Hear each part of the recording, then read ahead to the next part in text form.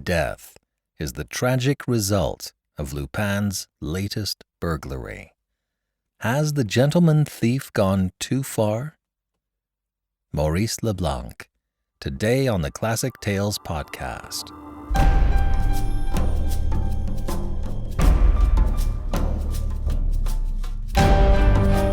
Welcome to the Classic Tales podcast. Thank you for listening. Thank you to all of our financial supporters. We couldn't do this without you. We really try to make your support worth your while. For a $5 monthly donation, you get a monthly coupon code for $8 off any audiobook download. Give more and you get more. It helps us to have something to count on every month. And you help to keep the podcast going strong, so more folks like you can discover the classics in a curated and easily accessible format. Go to classictalesaudiobooks.com today and become a financial supporter. You'll be glad you did. Thank you so much. App users can hear the poem She Walks in Beauty by George Gordon Lord Byron in the special features for today's episode. And if it's more convenient, we are streaming our episodes through YouTube now. A link can be found in the comments section for today's episode. I'm hoping to resume producing more audiobooks of classic novels like I've done in the past. I need to dedicate a week every month to it. My goal is to produce a standalone audiobook every month, like I used to.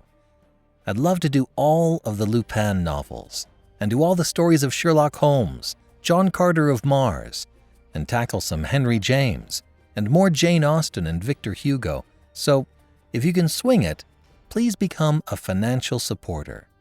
This is where I'd like to use your monthly contribution, producing the podcast and making more classic audiobooks. And if you can't become a supporter, please tell a friend about us. I'd just love to get more classic literature into the ears of more people. And on that note, it's looking like The Scarlet Letter by Nathaniel Hawthorne will be coming to the store soon. Here's the thing though, I only narrated the introduction.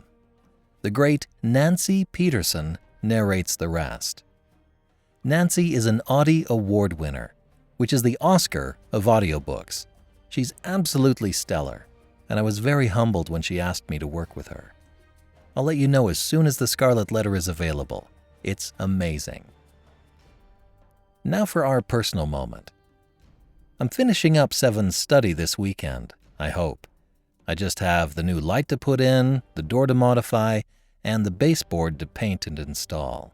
It's a fair amount, but hopefully I can get it all done this weekend. For those who may be new to the podcast, I thought I'd give a little bit of background as to why I do this. The thing is, I really struggled as a kid to read. I was always behind. I remember my mom bought me The Wind in the Willows in 8th grade, and it was too advanced for me. Yeah, I wanted to read the classics and, be a well-read person. I could tell there was some incredible things there. But I had 2 terrible experiences in high school, which really made me feel like these things would be forever shut out for me. I just couldn't do it. Unfortunately, my school experience reinforced this. Then I discovered audiobooks, and this world that was previously closed to me opened up. As an adult, I listened to audiobooks every day while I worked for 15 years. Finally, I decided I could do this too. I had been an actor in high school, right? I could do this. So I started a podcast. Anyway, this is why I'm so passionate about the classics and audiobooks. And for those of you who struggle to read, I see you. I get you, and I get it. Studies have recently shown how the same parts of your brain are activated whether you visually read a story or listen to a recording of it. Same thing. It counts. You got this. And now, Edith Swan by Maurice Leblanc.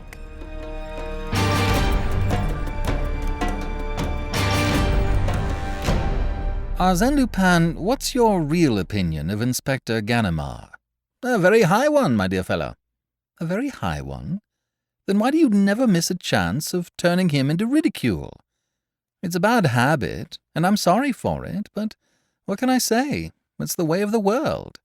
Here's a decent detective chap. Here's a whole pack of decent men who stand for law and order, who protect us against the Apaches, who risk their lives for honest people like you and me, and we have nothing to give them in return but flouts and jibes. It's preposterous. Bravo, Lupin. You're talking like a respectable ratepayer. What else am I? I may have peculiar views about other people's property, but I assure you that it's very different when my own's at stake. By Jove, it doesn't do to lay hands on what belongs to me. Then I'm out for blood. It's my pocket, my money, my watch, hands off. I have the soul of a conservative, my dear fellow, the instincts of a retired tradesman, and a due respect for every sort of tradition and authority. And that is why Ganimard inspires me with no little gratitude and esteem. But not much admiration. Plenty of admiration, too, over and above the dauntless courage which comes natural to all those gentry at the Criminal Investigation Department. Ganimard possesses very sterling qualities: decision, insight, and judgment. I have watched him at work. He's somebody, when all's said. Do you know the Edith Swan story, as it was called? I know as much as everybody knows.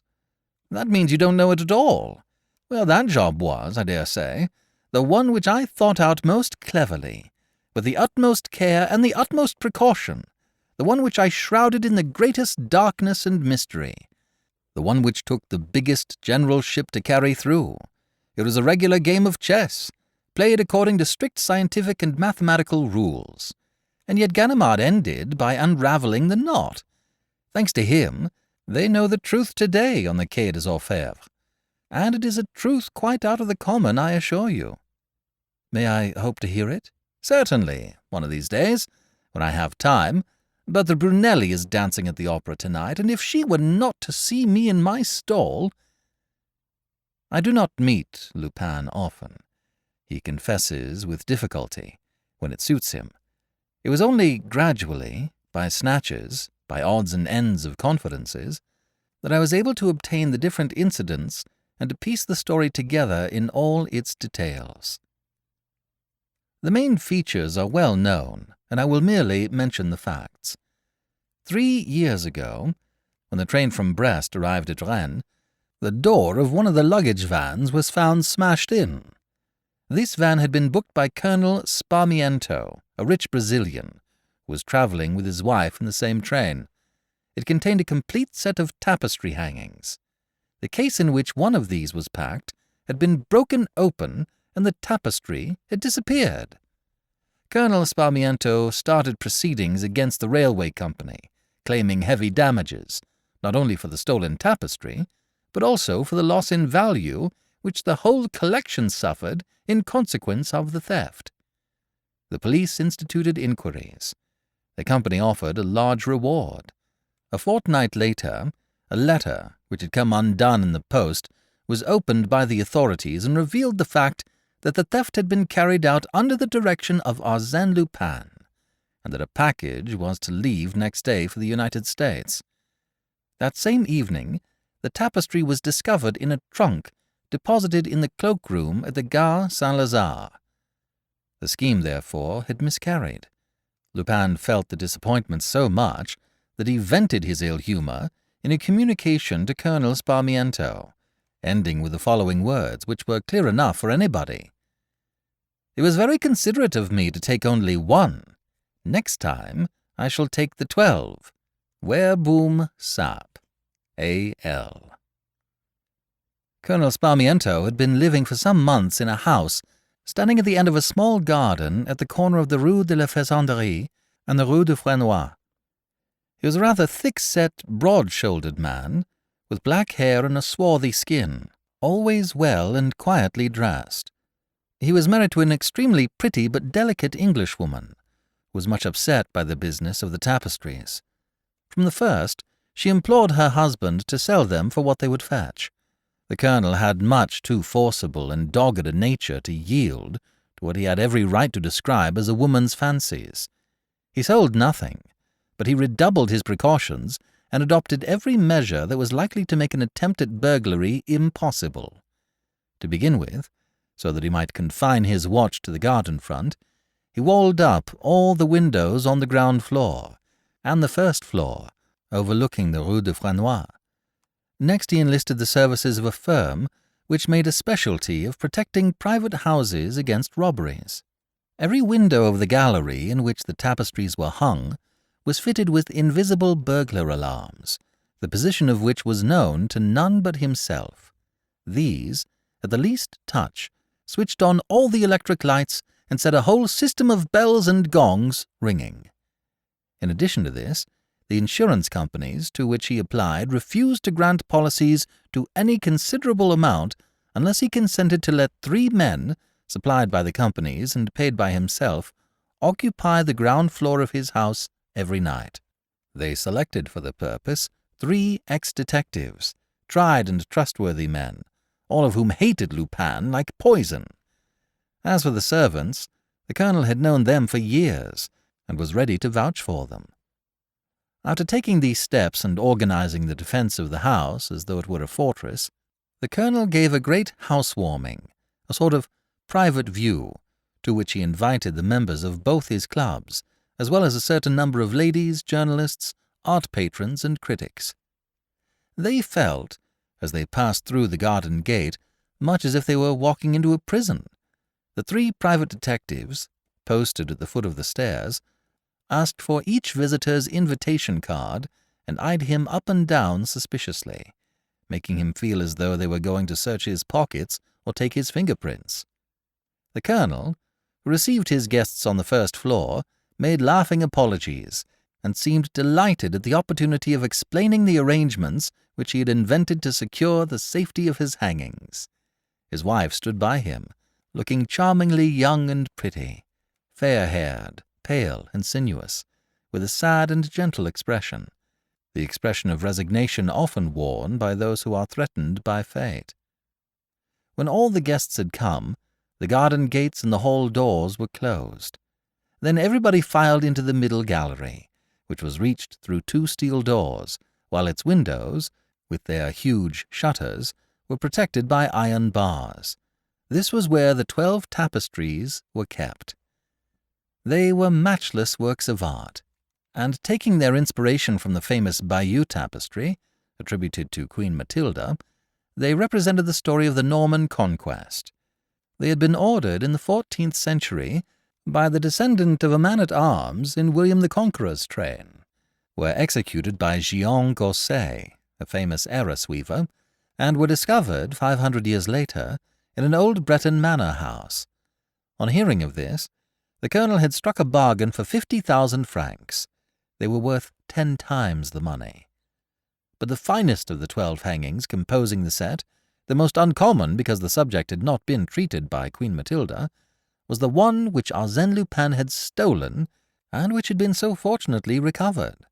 It portrayed Edith Swan on the battlefield of Hastings, seeking among the dead for the body of her sweetheart, Harold, last of the Saxon kings. The guests were not lost in enthusiasm over this tapestry, over the unsophisticated beauty of the design, over the faded colors, over the lifelike grouping of the figures, and the pitiful sadness of the scene. Poor Edith Swanneck stood drooping like an overweighted lily. Her white gown revealed the lines of her languid figure. Her long, tapering hands were outstretched in a gesture of terror and entreaty, and nothing could be more mournful than her profile, over which flickered the most dejected and despairing of smiles. "A harrowing smile," remarked one of the critics, to whom the others listened with deference. "A very charming smile besides, and it reminds me, Colonel, of the smile of Madame Sparmiento." And seeing that the observation seemed to meet with approval, he enlarged upon his idea.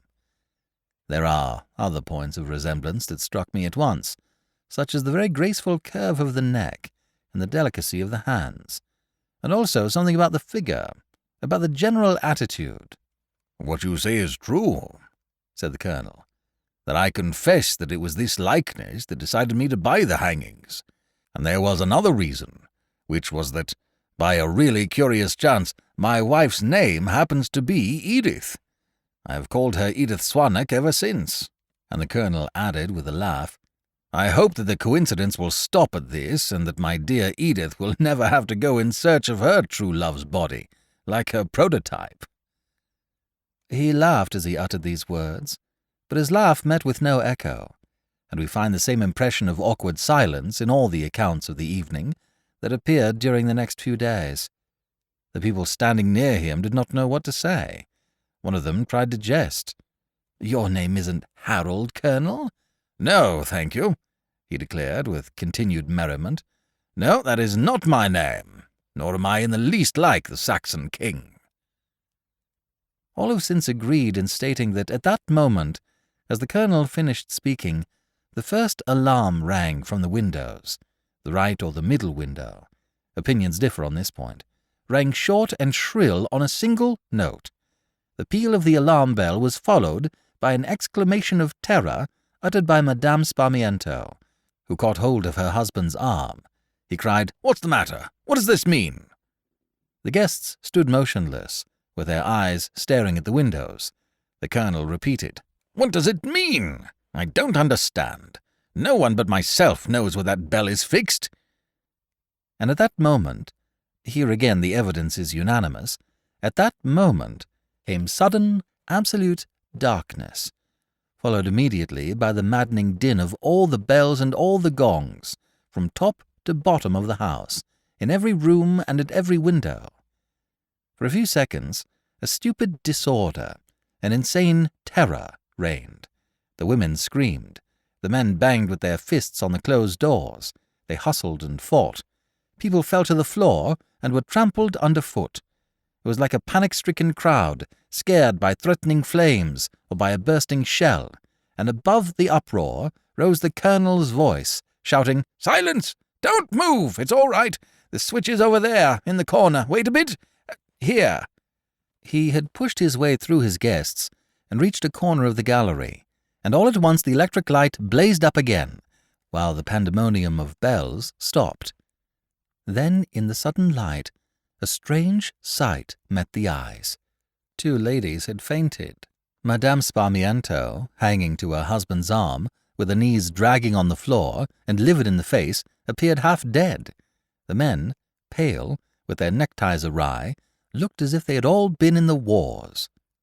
"The tapestries are there!" cried someone. There was a great surprise, as though the disappearance of those hangings ought to have been the natural result and the only plausible explanation of the incident. But nothing had been moved. A few valuable pictures, hanging on the walls, were there still. And though the same din had reverberated all over the house, though all the rooms had been thrown into darkness, the detectives had seen no one entering or trying to enter. "Besides," said the Colonel, "it's only the windows of the gallery that have alarms. Nobody but myself understands how they work, and I had not set them yet."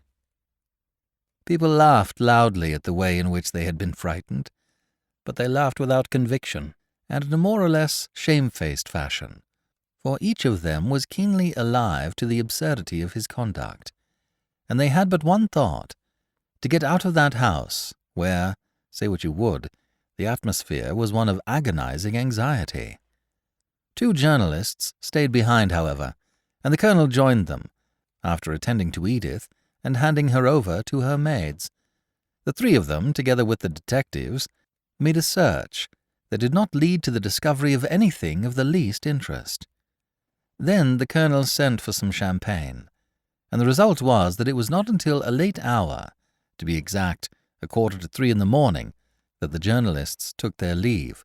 The Colonel retired to his quarters, and the detectives withdrew to the room which had been set aside for them on the ground floor. They took the watch by turns, a watch consisting, in the first place, in keeping awake, and next in looking round the garden and visiting the gallery at intervals. These orders were scrupulously carried out, except between 5 and 7 in the morning, when sleep gained the mastery and the men ceased to go their rounds. But it was broad daylight out of doors.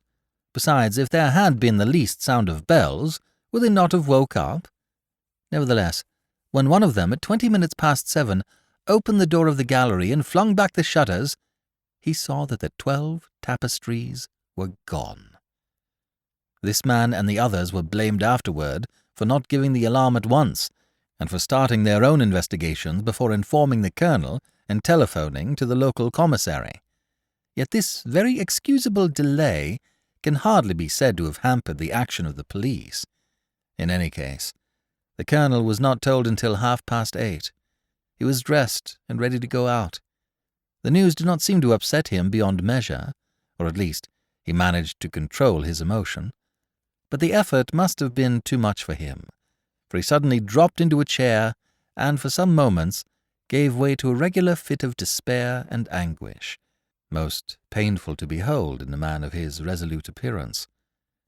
Recovering and mastering himself, he went to the gallery, stared at the bare walls, and then sat down at a table and hastily scribbled a letter, which he put into an envelope and sealed.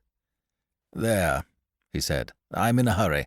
I have an important engagement. Here is a letter for the commissary of police." And seeing the detective's eyes upon him, he added, "I am giving the commissary my views, telling him of a suspicion that occurs to me. He must follow it up. I will do what I can." He left the house at a run, with excited gestures, which the detectives were subsequently to remember. A few minutes later, the commissary of police arrived. He was handed the letter, which contained the following words: "I am at the end of my tether. The theft of those tapestries completes the crash which I have been trying to conceal for the past year. I bought them as a speculation, and was hoping to get 1,000,000 francs for them, thanks to the fuss that was made about them. As it was, an American offered me 600,000. It meant my salvation. This means utter destruction. I hope that my dear wife will forgive the sorrow which I am bringing upon her. Her name will be on my lips at the last moment." Madame Sparmiento was informed. She remained aghast with horror, while inquiries were instituted and attempts made to trace the colonel's movements. Late in the afternoon, a telephone message came from Ville d'Avray. A gang of railway men had found a man's body, lying at the entrance to a tunnel after a train had passed. The body was hideously mutilated. The face had lost all resemblance to anything human. There were no papers in the pockets, but the description answered to that of the colonel. Madame Sparmiento arrived at Ville d'Avray by motor car at 7 o'clock in the evening. She was taken to a room at the railway station. When the sheet that covered it was removed, Edith Swan, recognized her husband's body. In these circumstances, Lupin did not receive his usual good notices in the press.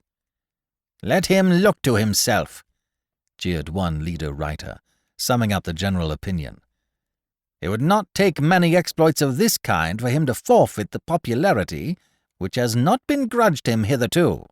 We have no use for Lupin, except when his rogueries are perpetrated at the expense of shady company promoters, foreign adventurers, German barons, banks and financial companies, and above all, no murders. A burglar we can put up with, but a murderer? No. If he is not directly guilty, he is at least responsible for this death. There is blood upon his hands. The arms on his escutcheon are stained gules."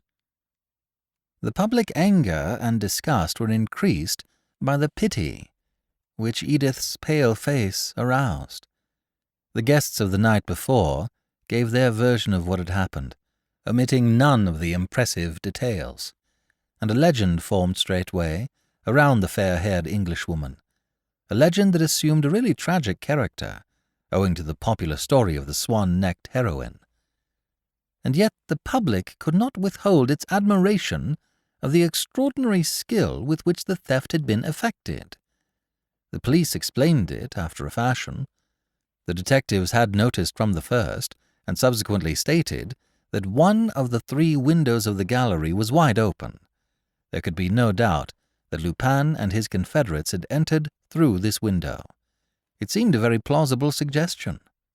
Still, in that case, how were they able first to climb the garden railings in coming and going without being seen?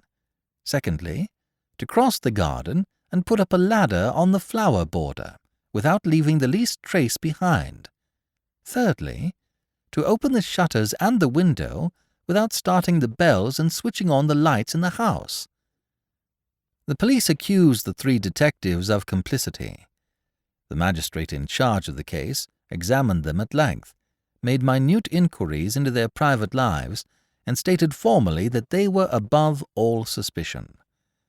As for the tapestries, there seemed to be no hope that they would be recovered. It was at this moment that Chief Inspector Ganimard returned from India, where he had been hunting for Lupin on the strength of a number of most convincing proofs supplied by former confederates of Lupin himself. Feeling that he had once more been tricked by his everlasting adversary, fully believing that Lupin had dispatched him on this wild goose chase so as to be rid of him during the business of the tapestries, he asked for a fortnight's leave of absence, called on Madame Sparmiento, and promised to avenge her husband. Edith had reached the point at which not even the thought of vengeance relieves the sufferer's pain.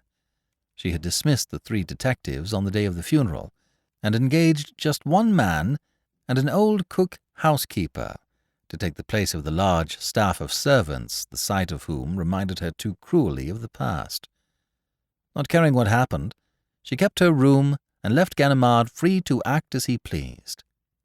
He took up his quarters on the ground floor and at once instituted a series of the most minute investigations. He started the inquiry afresh, questioned the people in the neighborhood, studied the distribution of the rooms, and set each of the burglar alarms going 30 and 40 times over. At the end of the fortnight, he asked for an extension of leave. The chief of the detective service, who was at that time Monsieur Dudouis, came to see him and found him perched on the top of a ladder in the gallery. That day the chief inspector admitted that all his searches had proved useless. 2 days later, however, Monsieur Dudouis called again and discovered Ganimard in a very thoughtful frame of mind. A bundle of newspapers lay spread in front of him. At last, in reply to his superior's urgent questions, the chief inspector muttered, "I know nothing, Chief. Absolutely nothing. But there's a confounded notion worrying me. Only it seems so absurd. And then it doesn't explain things. On the contrary, it confuses them rather. Then I implore you, Chief, to have a little patience, to let me go my own way. But if I telephone to you, some day or other, suddenly you must jump into a taxi without losing a minute. It will mean that I have discovered the secret." 48 hours passed. Then one morning, Monsieur Dudouis received a telegram. "Going to Lille. Ganimard." "What the dickens can he want to go to Lille for?" wondered the chief detective. The day passed without news, followed by another day. But Monsieur Dudouis had every confidence in Ganimard. He knew his man, knew that the old detective was not one of those people who excite themselves for nothing. When Ganimard got a move on him, it meant that he had sound reasons for doing so. As a matter of fact, on the evening of that second day, Monsieur Dudouis was called to the telephone. "Is that you, Chief?" "Is it Ganimard speaking?" Cautious men both, they began by making sure of each other's identity.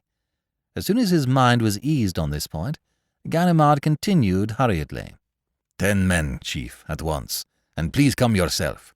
"Where are you?" "In the house, on the ground floor, but I will wait for you just inside the garden gate." "I'll come at once. In a taxi, of course?" "Yes, Chief. Stop the taxi 50 yards from the house. I'll let you in when you whistle." Things took place as Ganimard had arranged. Shortly after midnight, when all the lights were out on the upper floors, he slipped into the street and went to meet Monsieur Dudouis. There was a hurried consultation. The officers distributed themselves as Ganimard ordered. Then the chief and the chief inspector walked back together, noiselessly crossed the garden, and closeted themselves with every precaution. "Well, what's it all about?" asked Monsieur Dudouis. "What does all this mean? Upon my word, we look like a pair of conspirators." But Ganimard was not laughing. His chief had never seen him in such a state of perturbation, nor heard him speak in a voice denoting such excitement. "Any news, Ganimard?" "Yes, chief, and this time. But I can hardly believe it myself. And yet I'm not mistaken. I know the real truth. It may be as unlikely as you please, but it is the truth. The whole truth and nothing but the truth." He wiped away the drops of perspiration that trickled down his forehead, and after a further question from Monsieur Dudouis, pulled himself together, swallowed a glass of water, and began. "Lupin has often got the better of me." "Look here, Ganimard," said Monsieur Dudouis, interrupting him. "Why can't you come straight to the point? Tell me in 2 words what's happened." "No, chief," retorted the chief inspector. "It is essential that you should know the different stages which I have passed through. Excuse me, but I consider it indispensable." And he repeated, "I was saying, chief, that Lupin has often got the better of me, and led me many a dance.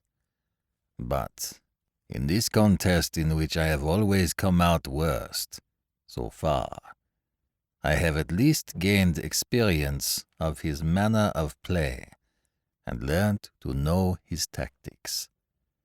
Now, in the matter of the tapestries, it occurred to me almost from the start to set myself 2 problems. In the first place, Lupin, who never makes a move without knowing what he is after, was obviously aware that Colonel Sparmiento had come to the end of his money and that the loss of the tapestries might drive him to suicide. Nevertheless, Lupin, who hates the very thought of bloodshed, stole the tapestries." "There was the inducement," said Monsieur Dudouis, "of the 500,000 or 600,000 francs which they are worth." "No, chief. I tell you once more, whatever the occasion might be, Lupin would not take life, nor be the cause of another person's death, for anything in this world, for millions and millions. That's the first point. In the second place, what was the object of all that disturbance in the evening during the housewarming party? Obviously, don't you think, to surround the business with an atmosphere of anxiety and terror in the shortest possible time, and also to divert suspicion from the truth, which, otherwise, might easily have been suspected? You seem not to understand, chief." "Upon my word, I do not." "As a matter of fact," said Ganimard, "as a matter of fact, it is not particularly plain. And I myself, when I put the problem before my mind in those same words, did not understand it very clearly. And yet I felt that I was on the right track. Yes, there was no doubt about it, that Lupin wanted to divert suspicions. To divert them to himself, Lupin, mark you, so that the real person who was working the business might remain unknown." "A confederate," suggested Monsieur Dudouis. "A confederate, moving among the visitors, who set the alarms going, and who managed to hide in the house after the party had broken up." "You're getting warm, chief, you're getting warm. It is certain that the tapestries, as they cannot have been stolen by anyone making his way surreptitiously into the house, were stolen by somebody who remained in the house. And it is equally certain that, by taking the list of the people invited and inquiring into the antecedents of each of them, one might—" "Well?" "Well, chief, there's a but, namely, that the 3 detectives had this list in their hands when the guests arrived, and that they still had it when the guests left. Now 63 came in and 63 went away. So you see—" "Then do you suppose a servant?" No. The detectives? No. But still, said the chief impatiently. If the robbery was committed from the inside, that is beyond dispute, declared the inspector, whose excitement seemed to be nearing fever point. There is no question about it. All my investigations led to the same certainty, and my conviction gradually became so positive that I ended one day by drawing up this startling axiom.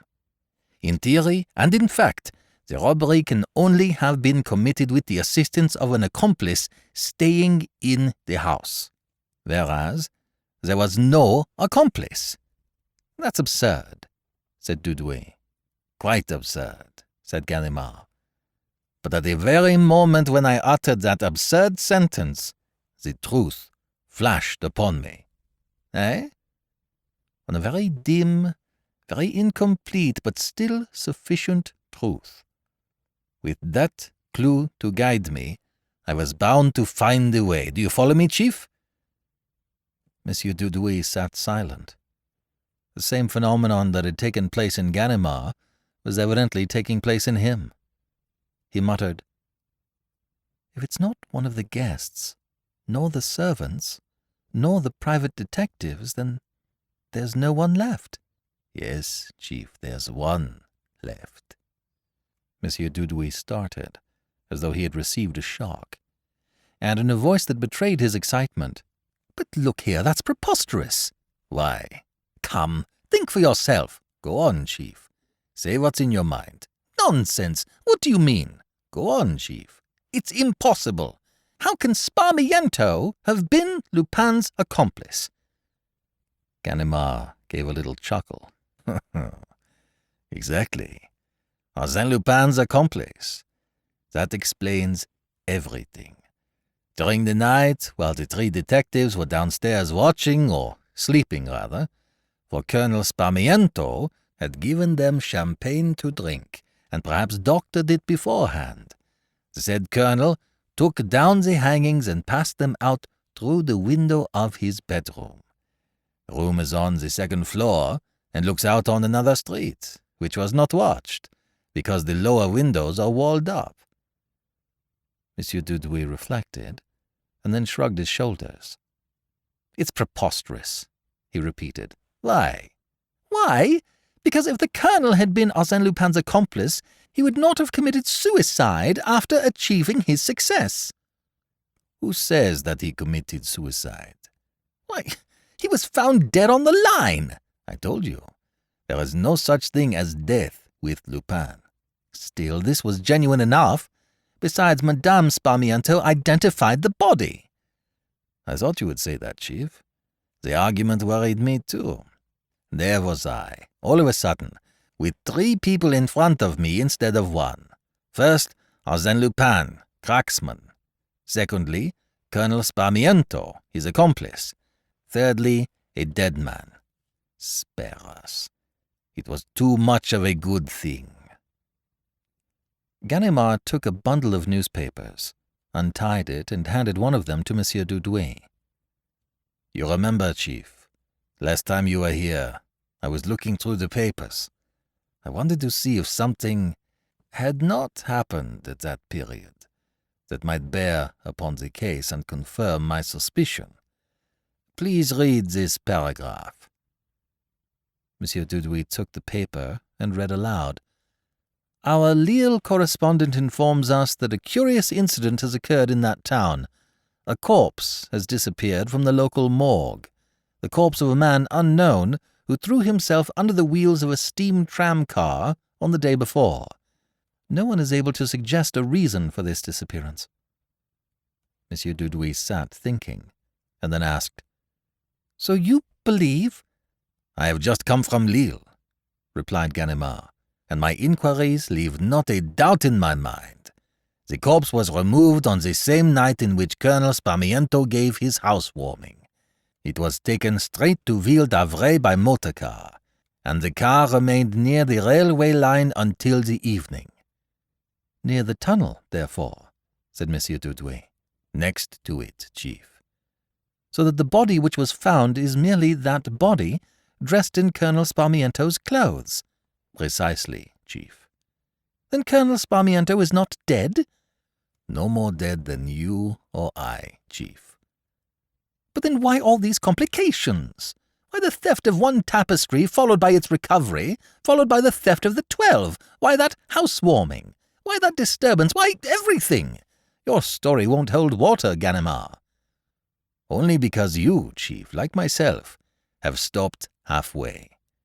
Because, strange as this story already sounds, we must go still farther, very much farther, in the direction of the improbable and the astounding.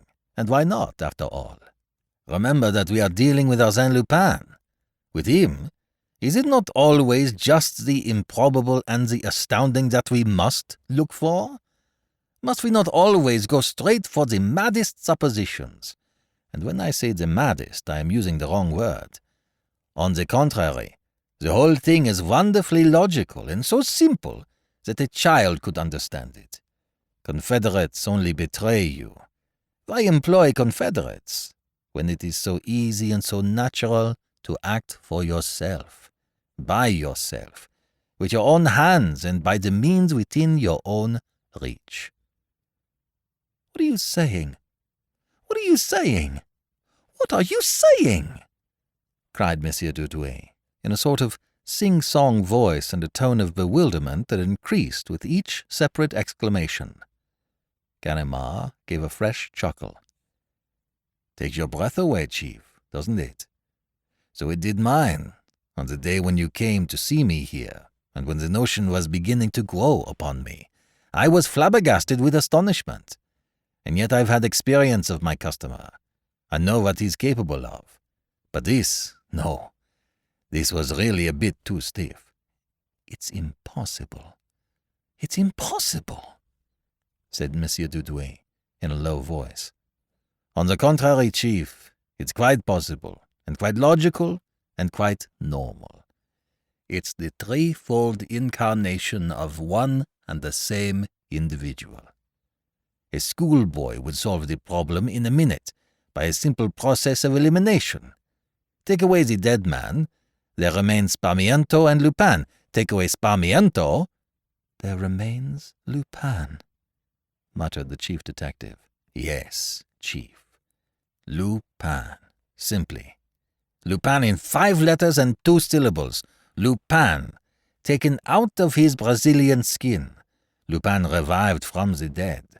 Lupin translated for the past 6 months into Colonel Sparmiento, traveling in Brittany, hearing of the discovery of the 12 tapestries, buying them, planning the theft of the best of them so as to draw attention to himself, Lupin, and divert it from himself, Sparmiento.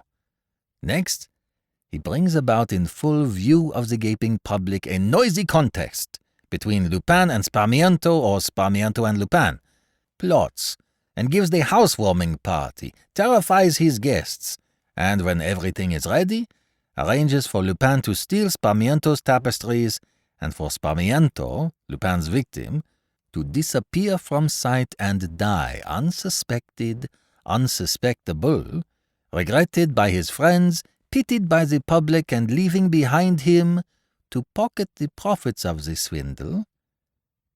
Ganimard stopped, looked the chief in the eyes, and in a voice that emphasized the importance of his words, concluded, "Leaving behind him a disconsolate widow." "Madame Sparmiento, you really believe—" "Hang it all," said the chief inspector. "People don't work up a whole business of this sort without seeing something ahead of them. Solid profits." "But the profits, it seems to me, lie in the sale of the tapestries, which Lupin will effect in America or elsewhere." "First of all, yes.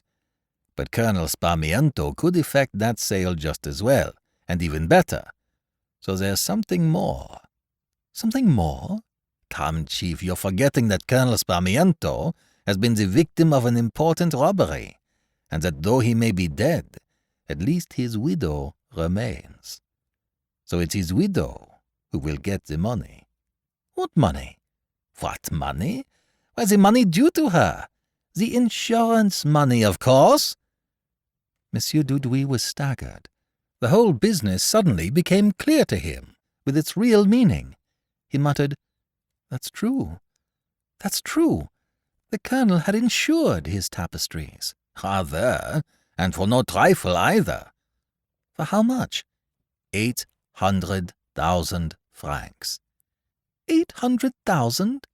Just so, in 5 different companies. And has Madame Sparmiento had the money? She got 150,000 francs yesterday, and 200,000 today while I was away. The remaining payments are to be made in the course of this week. But this is terrible. You ought to have— What, Chief? To begin with, they took advantage of my absence to settle up accounts with the companies. I only heard about it on my return when I ran up against an insurance manager, whom I happened to know, and took the opportunity of drawing him out." The chief detective was silent for some time, not knowing what to say. Then he mumbled, "What a fellow, though." Ganimard nodded his head. "Yes, Chief, a blackguard. But I can't help saying a devil of a clever fellow. For his plan to succeed, he must have managed in such a way that for 4 or 5 weeks no one could express or even conceive the least suspicion of the part played by Colonel Sparmiento. All the indignation and all the inquiries had to be concentrated upon Lupin alone. In the last resort, people had to find themselves faced simply with a mournful, pitiful, penniless widow, poor Edith Swanek, a beautiful and legendary vision, a creature so pathetic that the gentlemen of the insurance companies were almost glad to place something in her hands to relieve her poverty and her grief.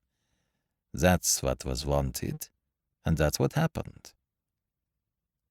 The two men were close together and did not take their eyes from each other's faces. The chief asked, "Who is that woman?"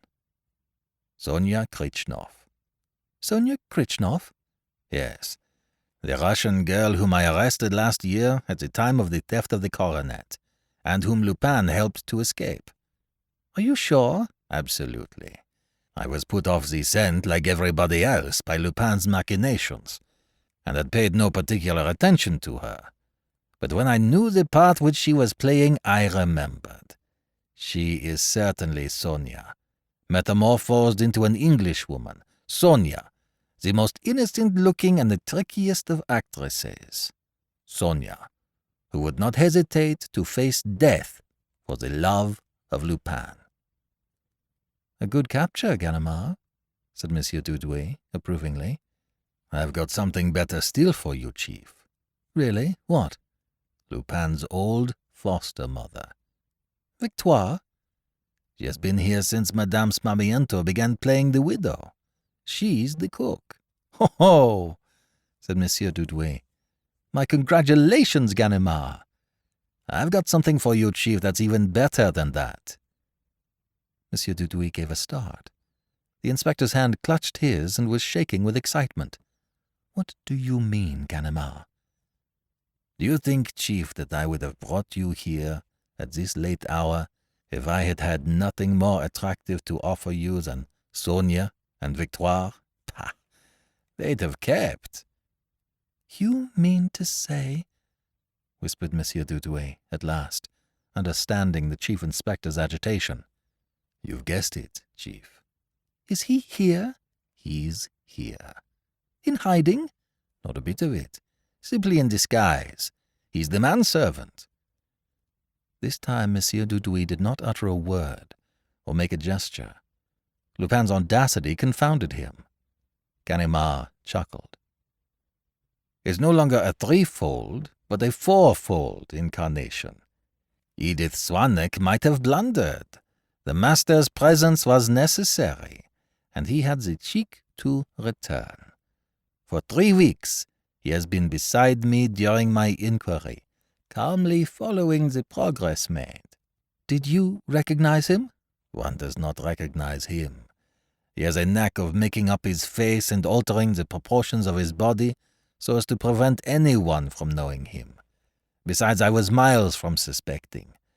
But this evening, as I was watching Sonia in the shadow of the stairs, I heard Victoire speak to the manservant and call him dearie. A light flashed upon me. Dearie. That was what she always used to call him, and I knew where I was.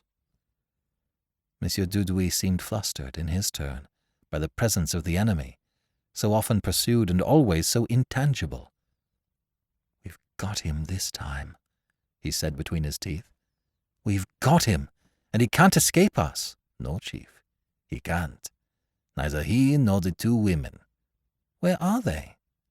"Sonia and Victoire are on the second floor. Lupin is on the third."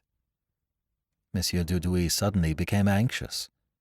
Why, it was through the windows of one of those floors that the tapestries were passed when they disappeared. "That's so, Chief." "In that case, Lupin can get away too. The windows look out on the Rue de Frenois." "Of course they do, Chief, but I have taken my precautions. The moment you arrived, I sent 4 of our men to keep watch under the windows in the Rue de Frenois. They have strict instructions to shoot if anyone appears at the windows and looks like coming down. Blank cartridges for the first shot, ball cartridges for the next." "Good, Ganimard. You have thought of everything. We'll wait here, and immediately after sunrise—" "Wait, Chief? Stand on ceremony with that rascal? Bother about rules and regulations, legal hours and all that rot? And suppose he's not quite so polite to us, and gives us the slip meanwhile? Suppose he plays us one of his Lupin tricks? No. We must have no nonsense. We've got him. Let's collar him, and that without delay." And Ganimard, all aquiver with indignant impatience, went out, walked across the garden, and presently returned with 6 men. "It's all right, Chief. I've told them, in the Rue de Frenois, to get their revolvers out and aim at the windows. Come along." These alarums and excursions had not been effected without a certain amount of noise, which was bound to be heard by the inhabitants of the house. Monsieur Dudouis felt that his hand was forced. He made up his mind to act. "Come on, then," he said. The thing did not take long. The 8 of them, Browning pistols in hand, went up the stairs without overmuch precaution, eager to surprise Lupin before he had time to organize his defenses. "Open the door!" roared Ganimard, rushing at the door of Madame Sparmiento's bedroom. A policeman smashed it in with his shoulder.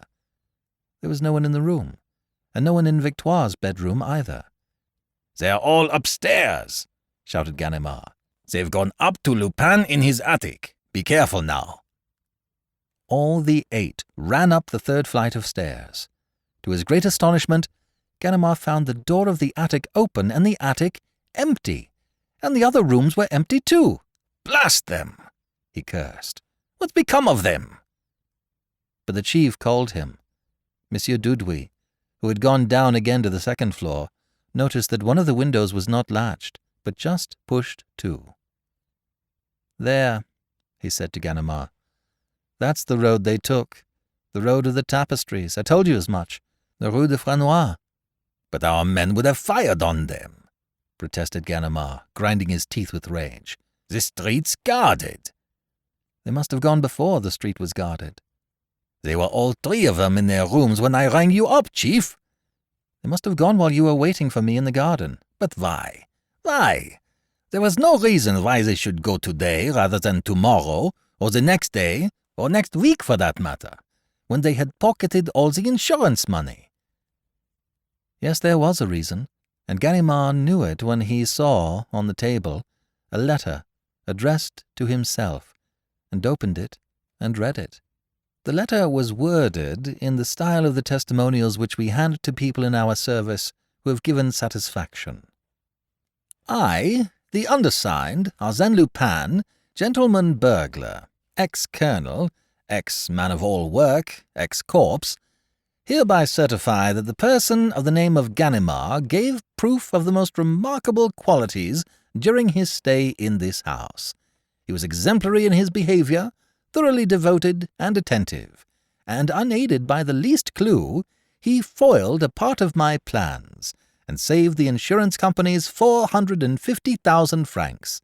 I congratulate him, and I am quite willing to overlook his blunder in not anticipating that the downstairs telephone communicates with the telephone in Sonia Krichnoff's bedroom, and that, when telephoning to Mr. Chief Detective, he was at the same time telephoning to me to clear out as fast as I could.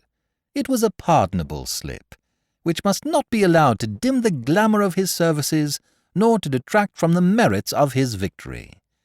Having said this, I beg him to accept the homage of my admiration and of my sincere friendship. Arsène Lupin.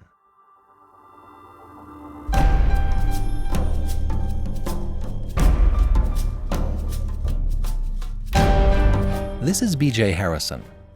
I hope you've enjoyed this unabridged production of Edith Swanwick by Maurice Leblanc. If you have enjoyed this book, please visit our website at classictalesaudiobooks.com and sign up to be a financial supporter. Donate $5 a month and get a monthly coupon code for $6 off any audiobook. You'll be glad you did. Thank you for joining me today and allowing classic literature to awaken your better self. Please join me every week, and we'll rediscover the greatest stories ever put to paper.